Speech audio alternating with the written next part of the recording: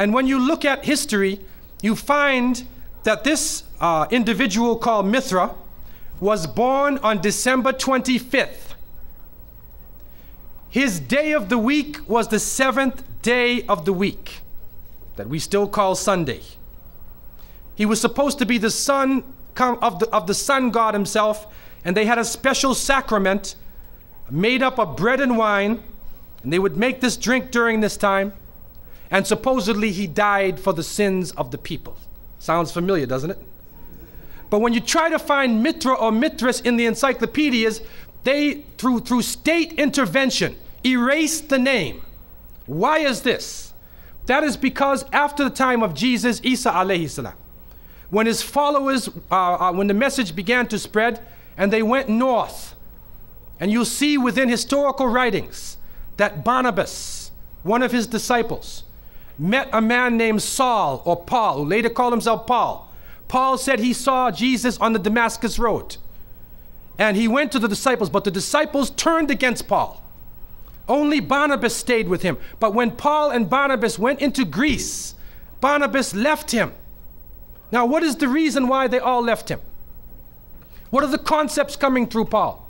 Many people say, well, they left him because he was Saul before, and he used to torture the early followers of Isa alayhi salam. But also you can see, and if you look at present-day Christianity, that most of the concepts of the Trinity, of the blood sacrifice, the original sin, and most of the concepts which relate to more than one God are coming through Paul. The preachers are quoting Paul sometime more than Jesus during their sermons. And so Barnabas left Paul. And somewhere in the early days, in Rome or Greece, somewhere in that area, those missionaries who were teaching the teachings of Jesus, Isa alayhi salam, met with this force coming from the north. And so you will see in ancient Roman history that in some cases the Roman emperor would go out to the Colosseum, and the gladiators would be fighting each other, and everybody's cheering for the gladiators. Sounds like one of our football games. They would go to the Colosseum, right? And the gladiators would fight. And then if one of the gladiators was down, and they would look at the emperor, should I kill him or not? And if he wanted to kill him, he would go like that. Right? You know that sign, down. If he said keep him alive, he goes like this. You know how we use it today? Yes. Okay? He gives that sign. Okay? One of the terrible things happening during these rituals at the Colosseum is that they would bring the Christians out, literally men, women, and children, and feed them to hungry animals.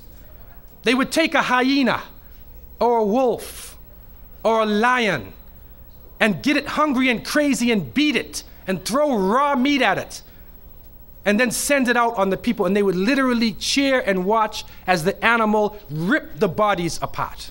This is a terrible culture. Tear the bodies apart. And so somewhere along the line, somebody who couldn't take the torture, who felt that maybe we can win these people over, made a compromise. And you start to see changes going on from the early part of the Christian era in Southern Europe, where the major ceremonies held by the nature worshiping people are combined with Christian names and Christian ceremonies, and therefore what comes forth to us is a mixture with the two streams coming together, where you get a monotheistic name or a monotheistic character with a pagan ceremony.